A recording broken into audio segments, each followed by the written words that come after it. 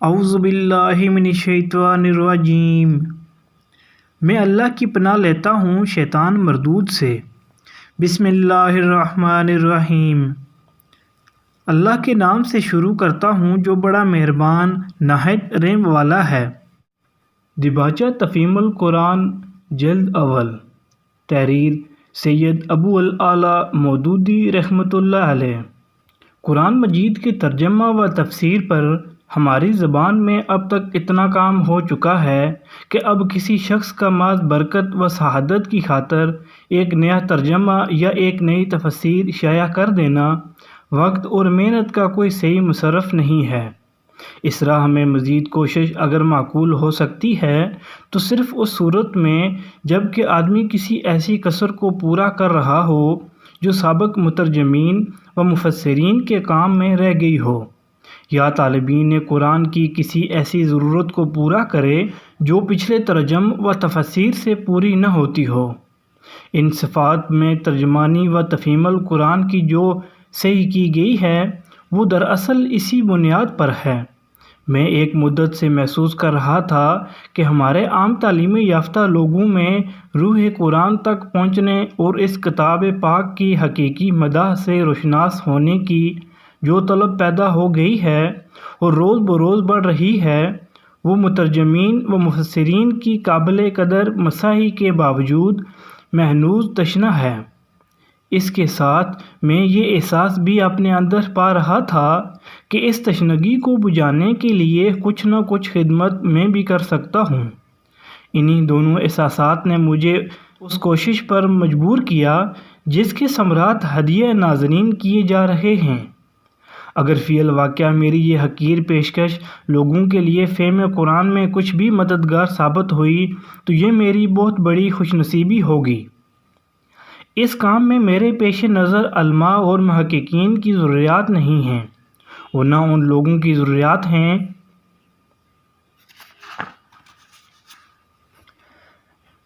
جو عربی زبان اور علوم دینیہ کی تحصیل سے فارغ ہونے کے بعد قرآن مجید کا گہرا تحقیقی مطالعہ کرنا چاہتے ہیں۔ ایسے حضرات کی پیاس بجھانے کے لیے بہت کچھ سامان پہلے سے موجود ہے۔ میں جن لوگوں کی خدمت کرنا چاہتا ہوں وہ اوسط درجے کے تعلیم یافتہ لوگ ہیں جو عربی سے اچھی طرح واقف نہیں ہیں اور علوم قرآن جو عربی زبان اور علوم دینیہ کی تحصیل سے فارغ ہونے کے بعد قرآن مجید کا گہرا تحقیقی مطالعہ کرنا چاہتے ہیں۔ ایسے حضرات کی پیاس بجھانے کے لیے بہت کچھ سامان پہلے سے موجود ہے۔ میں جن لوگوں کی خدمت کرنا چاہتا ہوں وہ اوسط درجے کے تعلیم یافتہ لوگ ہیں جو عربی سے اچھی طرح واقف نہیں ہیں اور علوم قرآن کے وسیع ذخیرے سے استفادہ کرنا جن کے لیے ممکن نہیں ہے، انہی کی ضروریات کو میں نے پیش نظر رکھا ہے۔ وسیع ذخیرے سے استفادہ کرنا جن کے لیے ممکن نہیں ہے، اس وجہ سے بہت سے ان تفسیری مباحث کو میں نے سرے سے ہاتھ ہی نہیں لگایا جو علم تفسیر میں بڑی اہمیت رکھتے ہیں مگر اس طبقے کے لیے غیر ضروری ہیں۔ پھر جو مقصد میں نے اس کام میں اپنے سامنے رکھا ہے وہ یہ ہے کہ ایک عام ناظر اس کتاب کو پڑھتے ہوئے قرآن کا مفہوم و مدعا بالکل صاف صاف سمجھتا چلا جائے اور اس سے وہی اثر قبول کرے جو قرآن اس پر ڈالنا چاہتا ہے۔ نیز دوران مطالعہ میں جہاں جہاں اسے الجھنیں پیش آ سکتی ہوں وہ صاف کر دی جائیں اور جہاں کچھ سوالات اس کے ذہن میں پیدا ہوں ان کا جواب اسے بروقت مل جائے۔ یہ میری کوشش ہے۔ اب اس امر کا فیصلہ عام ناظرین ہی کر سکتے ہیں کہ میں اس میں کہاں تک کامیاب ہوا ہوں۔ بہرحال یہ حرف آخر نہیں ہے۔ ہر ناظر سے میری درخواست ہے کہ جہاں کوئی تشنگی محسوس ہو یا کسی سوال کا جواب نہ ملے یا مدعا اچھی طرح واضح نہ ہو رہا ہو، اس سے مجھے مطلع کیا جائے تاکہ میں اس خدمت کو زیادہ سے زیادہ مفید بنا سکوں۔ علماء کرام سے بھی میں گزارش کرتا ہوں کہ مجھے میری غلطیوں سے آگاہ فرمائیں۔ چند الفاظ ترجمانی و تفہیم کے متعلق بھی۔ میں نے اس کتاب میں ترجمے کا طریقہ چھوڑ کر آزاد ترجمانی کا طریقہ اختیار کیا ہے۔ اس کی وجہ یہ نہیں ہے کہ میں پابندی لفظ کے ساتھ قرآن مجید کا ترجمہ کرنے کو غلط سمجھتا ہوں، بلکہ اس کی اصل وجہ یہ ہے کہ جہاں تک ترجمہ قرآن کا تعلق ہے، یہ خدمت اس سے پہلے متعدد بزرگ بہترین طریقہ پر انجام دے چکے ہیں،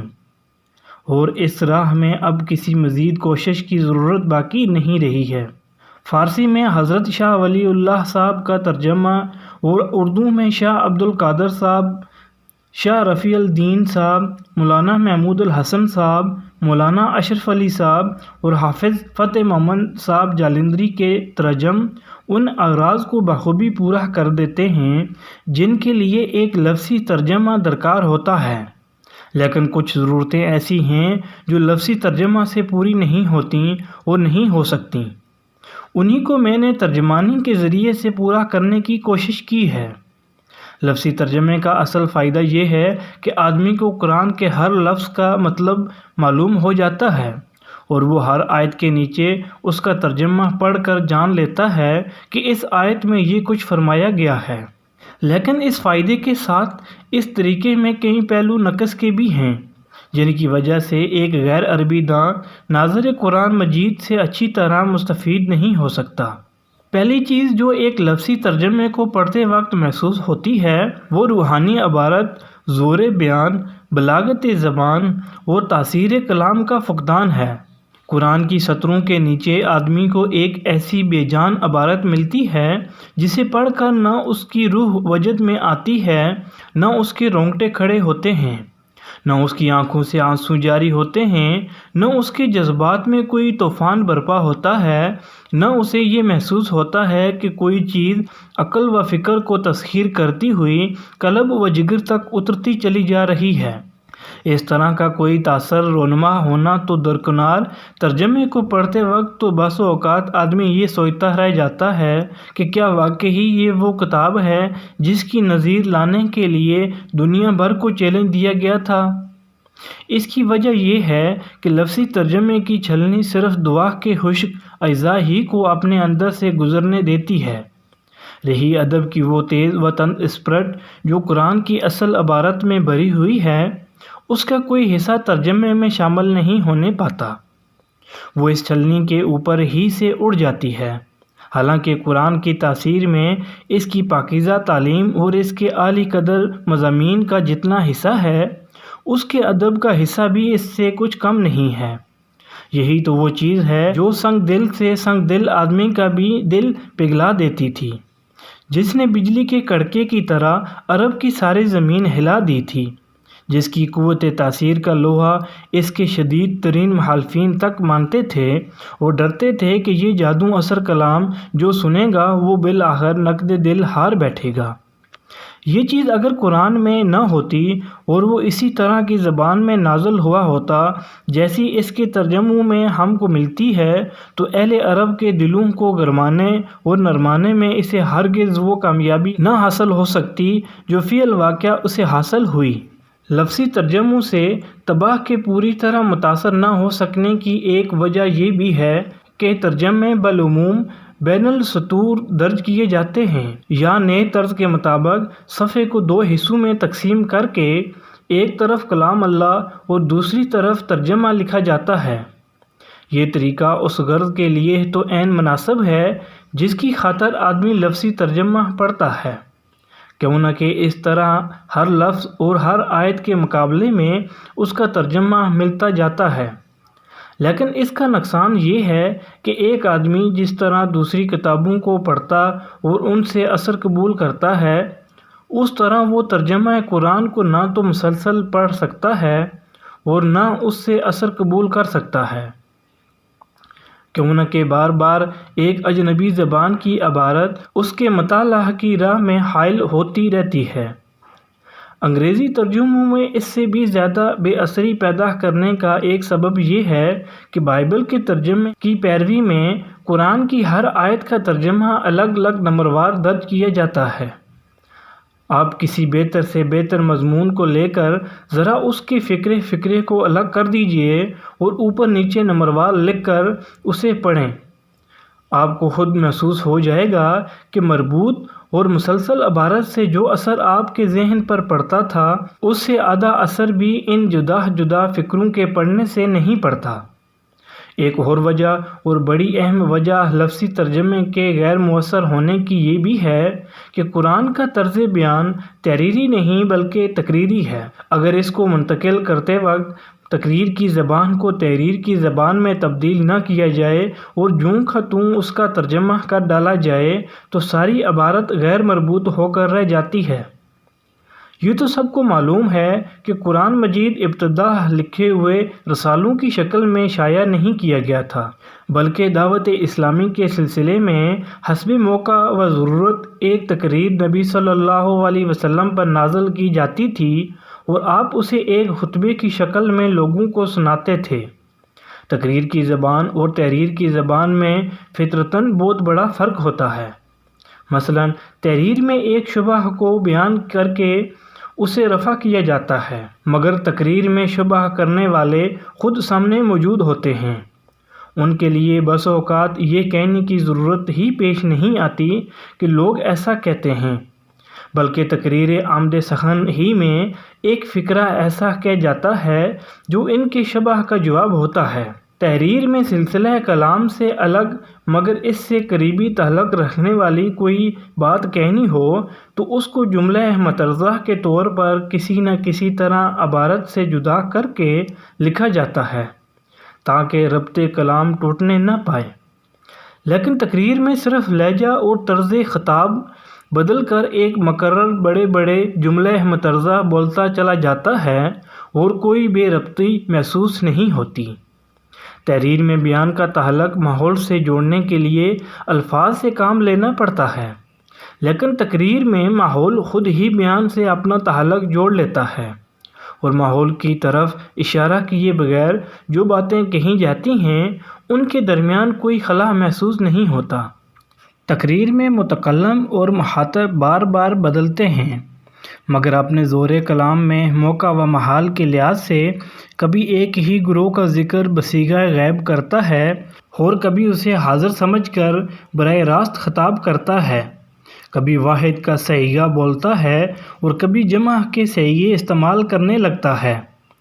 کبھی متکلم وہ خود ہوتا ہے، کبھی کسی گروہ کی طرف سے بولتا ہے، کبھی کسی بالائی طاقت کی نمائندگی کرنے لگتا ہے اور کبھی وہ بالائی طاقت خود اس کی زبان سے بولنے لگتی ہے۔ تقریر میں یہ چیز ایک حسن پیدا کرتی ہے مگر تحریر میں آ کر یہی چیز بے جوڑ ہو جاتی ہے۔ یہی وجہ ہے کہ جب کسی تقریر کو تحریر کی شکل میں لایا جاتا ہے تو اس کو پڑھتے وقت آدمی لازماً ایک طرح کی بے رتبی محسوس کرتا ہے اور یہ احساس اتنا ہی بڑھتا جاتا ہے جتنا اصل تقریر کے حالات اور ماحول سے آدمی دور ہوتا جاتا ہے۔ خود قرآن عربی میں بھی ناواقف لوگ جس بے ربطی کی شکایت کرتے ہیں اس کی اصلیت یہی ہے۔ وہاں تو اس کو دور کرنے کے لیے اس کے سوا چارہ نہیں ہے کہ تفسیری خواشی کے ذریعے سے ربطی کلام کو واضح کیا جائے،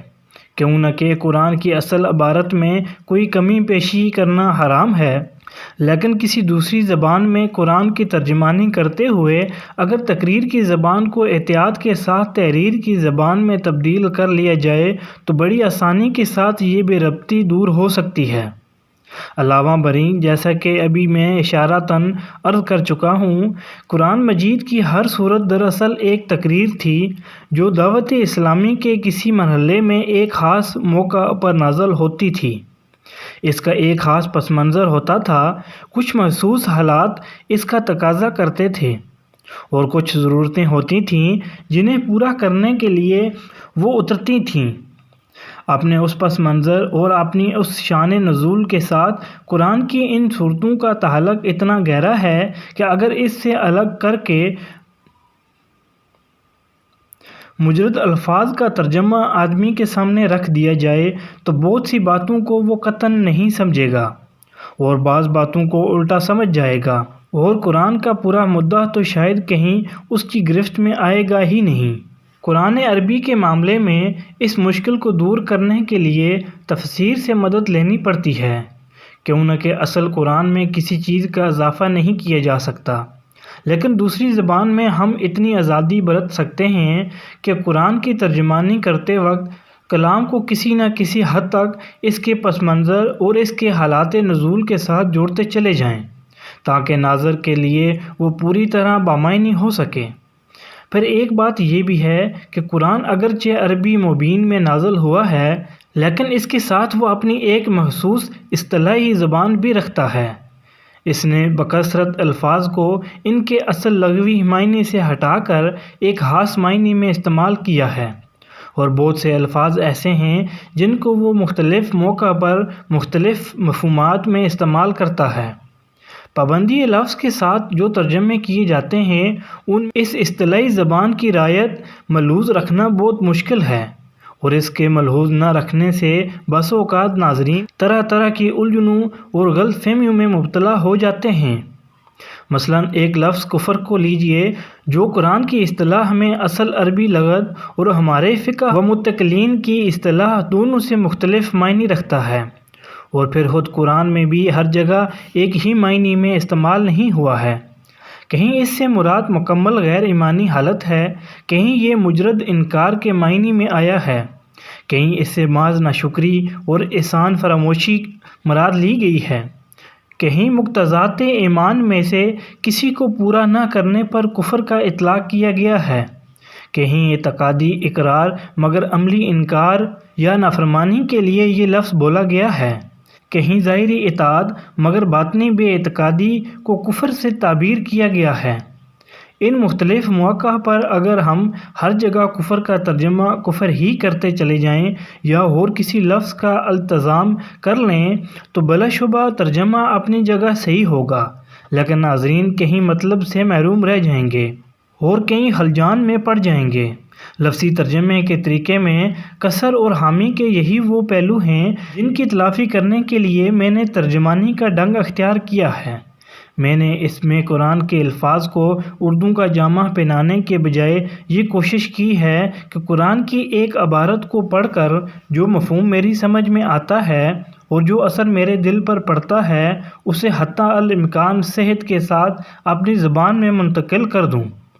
اسلوب بیان میں ترجمہ پن نہ ہو، عربی مبین کی ترجمانی اردو مبین میں ہو، تقریر کا ربط فطری طریقے سے تحریر کی زبان میں ظاہر ہو، اور کلام الہی کا مطلب مدعا صاف صاف واضح ہونے کے ساتھ اس کا شاہانہ وقار اور زور بیان بھی جہاں تک بس چلے ترجمانی میں منعکس ہو جائے۔ اس طرح کے آزاد ترجمے کے لیے یہ تو بہرحال ناگزیر تھا کہ لفظی پابندیوں سے نکل کر ادائے مطالب کی جسارت کی جائے، لیکن معاملہ کلام الہی کا تھا، اس لیے میں نے بہت ڈرتے ڈرتے ہی یہ آزادی برتی ہے۔ جس حد تک احتیاط میرے امکان میں تھی اس کو ملحوظ رکھتے ہوئے میں نے اس امر کا پورا اہتمام کیا ہے کہ قرآن کی اپنی عبارت جتنی آزادی بیان کی گنجائش دیتی ہے اس سے تجاوز نہ ہونے پائے۔ پھر چونکہ قرآن کو پوری طرح سمجھنے کے لیے ضروری ہے کہ اس کے ارشادات کا پس منظر بھی آدمی کے سامنے ہو، اور یہ چیز ترجمانی میں پوری طرح نمایاں نہیں کی جا سکتی تھی، اس لیے میں نے ہر سورہ کے آغاز میں ایک دباچہ لکھ دیا ہے جس میں اپنی حد تک پوری تحقیق کر کے یہ دکھانے کی کوشش کی ہے کہ وہ سورت کس زمانے میں نازل ہوئی، اس وقت کیا حالات تھے، اسلام کی تحریک کس مرحلے میں تھی، کیا اس کی ضروریات تھیں اور کیا مسائل اس وقت درپیش تھے۔ نیز جہاں کہیں کسی خاص آیت یا مجموعہ آیات کی کوئی الگ شان نزول ہے وہاں میں نے اسے حاشیہ میں بیان کر دیا ہے۔ خواہشی میں میری انتہائی کوشش یہ رہی ہے کہ کوئی ایسی بحث نہ چھیڑی جائے جو ناظر کی توجہ قرآن سے ہٹا کر کسی دوسری چیز کی طرف پھیر دے۔ جتنے حاشیے بھی میں نے لکھے ہیں دو ہی قسم کے مقامات پر لکھے ہیں، ایک وہ جہاں مجھے محسوس ہوا کہ ایک عام ناظر اس جگہ تشریح چاہے گا، یا اس کے ذہن میں کوئی سوال پیدا ہوگا، یا وہ کسی شبہ میں مبتلا ہو جائے گا، دوسرے وہ جہاں مجھے اندیشہ ہوا کہ ناظر اس جگہ سے سرسری طور پر گزر جائے گا اور قرآن کے ارشاد کی اصل روح اس پر واضح نہ ہوگی۔ جو لوگ اس کتاب سے پورا فائدہ اٹھانا چاہیں ان کو میں مشورہ دوں گا کہ پہلے ہر سورہ کے دیباچے کو بغور پڑھ لیا کریں اور جب تک وہ سورہ ان کے زیر مطالعہ رہے وقتاً فوقتاً اس کے دباچے پر نظر ڈالتے رہیں۔ پھر روزانہ قرآن مجید کا جتنا حصہ وہ معمولاً پڑھتے ہوں اس کی ایک ایک آیت کا لفظی ترجمہ پہلے پڑھ لیں۔ اس غرض کے لیے فارسی، اردو، انگریزی ترجمے میں سے جس کو وہ چاہیں منتخب کر سکتے ہیں۔ اس طرح پڑھنے سے مجھے توقع ہے کہ ایک عام ناظر کو قرآن مجید کی عالمانہ واقفیت نہ صحیح عامیانہ واقفیت انشاءاللہ بخوبی حاصل ہو جائے گی۔ اس کتاب کو میں نے محرم 1361 ہجری فروری 1942 میں شروع کیا تھا۔ 5 سال سے زیادہ مدت تک اس کا سلسلہ جاری رہا، یہاں تک کہ سورہ یوسف کے آخر تک ترجمانی اور تفہیم تیار ہو گئی۔ اس کے بعد پے در پے ایسے اسباب پیش آتے چلے گئے کہ مجھے نہ تو آگے کچھ لکھنے کا موقع مل سکا اور نہ اتنی فرصت ہی میسر آ سکی کہ جتنا کام ہو چکا تھا اسی کو نظر ثانی کر کے اس قابل بنا سکتا کہ کتابی صورت میں شائع ہو سکے۔ اب اسے حسن اتفاق کہیے یا سوء اتفاق کہ اکتوبر 1948 ہجری میں یکا مجھے پبلک سیفٹی ایکٹ کے تحت گرفتار کر کے جیل بھیج دیا گیا، اور جہاں مجھ کو وہ فرصت بہم پہنچ گئی جو اس کتاب کو پریس میں جانے کے قابل بنانے کے لیے درکار تھی۔ میں خدا سے دعا کرتا ہوں کہ جس غرض کے لیے میں نے یہ محنت کی ہے وہ پوری ہو اور یہ کتاب قرآن مجید کے فہم میں بندگان خدا کے لیے واقعی کچھ مددگار ثابت ہو سکے۔ نیو سینٹرل جیل ملتان 17 ذی القعدہ 1348 ہجری 11 ستمبر 1949۔ سید ابو العلا مودودی رحمۃ اللہ علیہ۔ یہ تھا دباچہ تفہیم القرآن۔